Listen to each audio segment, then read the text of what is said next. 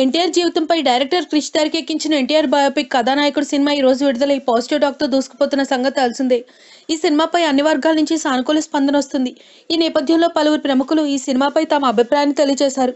తాజాగా ఎన్టీఆర్ కథానాయకుడు చిత్రంపై ప్రముఖ నటుడు మంచు మోహన్ బాబు స్పందించాడు. నేడు ఆయన ఈ సినిమా గురించి ట్వీట్ చేశారు.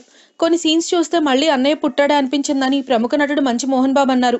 ఎన్టీ రామారావు గారు నాకు అన్నయ్య, ఏకగర్భం నందు జన్మించకపోయినా మేమిద్దరం అన్నతమ్ములని చెప్పిన మహానుభావుడు. ఆయన బయోపిక్ ని తెలుగులో తీయడం అనేది మామూలు విషయం కాదు. అందులో మహానటుడు కుమారుడు బాలయ్య అంటే తండ్రి చేసినటువంటి పాత్రలను తను పోషించడం అనేది మామూలు విషయం కాదని చెప్పుకొచ్చారు. అలాగే బాలకృష్ణ అల్లుడు ఏపీ మంత్రి నారా లోకేష్ ఈ సినిమాపై స్పందించారు. ఎన్టీఆర్ కథానాయకుడు చిత్రం అపూర్వ విజయం అందుకుందని లోకేష్ కితాబిచ్చారు.